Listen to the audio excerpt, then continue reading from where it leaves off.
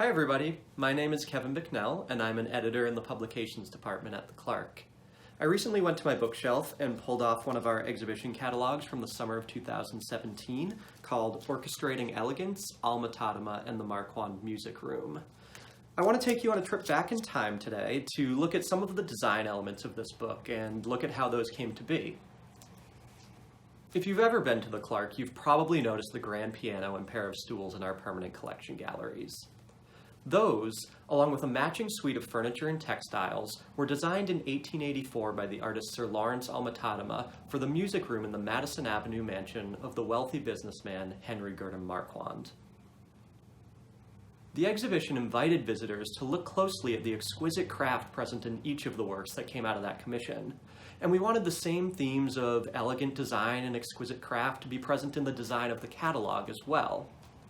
We worked with a wonderful book designer named Susie Marsh, and together we made sure each element of the design of the catalog, both large and small, matched the level of attention that went into creating Mr. Marquand's music room.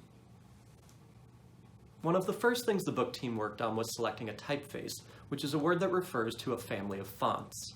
Times New Roman, for example, is the name of a typeface, whereas Times New Roman, bold, and italic are fonts. We looked at 4 different examples, each of which would have taken the book in its own unique design direction. 2 of them were sans serif, which would have given the book a more contemporary feel, and 2 of them had serifs. If you're wondering what a serif is, see how in the last 2 examples there's an extra little stroke on the ends of some of the letters? That's a serif.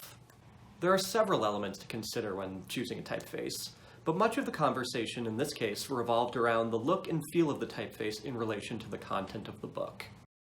After a lot of deliberation between our team of curators, editors, and the designer, we decided on a typeface called Cardia. Cardia's swoops and curves complement the aesthetic and time period of the works in the book very nicely. Because Alma-Tadema's work is so grounded in research on design, we liked the idea of having a graphic element open up each chapter of the catalog. We looked at a few different versions of this concept, and eventually Susie proposed a line drawing taken from one of the other pieces of furniture in the show. If you look closely at the sides of a couple of the chairs in the catalog, you'll see the flower that was her inspiration.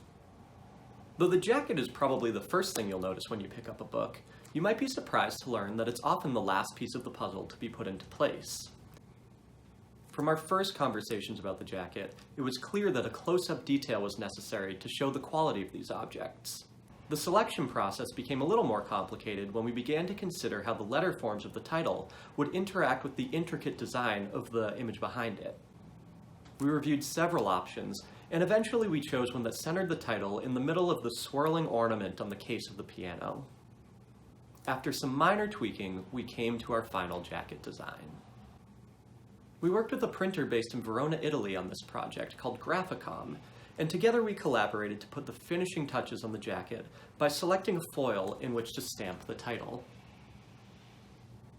Like many of you, I've been spending a whole lot more time than usual in my house lately, and though most of us don't live in elaborate mansions with custom-designed grand pianos, I've been taking the time to consider the beauty that exists in a lot of the small details around me. I hope you've enjoyed taking a closer look at this book, and that looking closely at the things around you might spark some additional fascination and delight.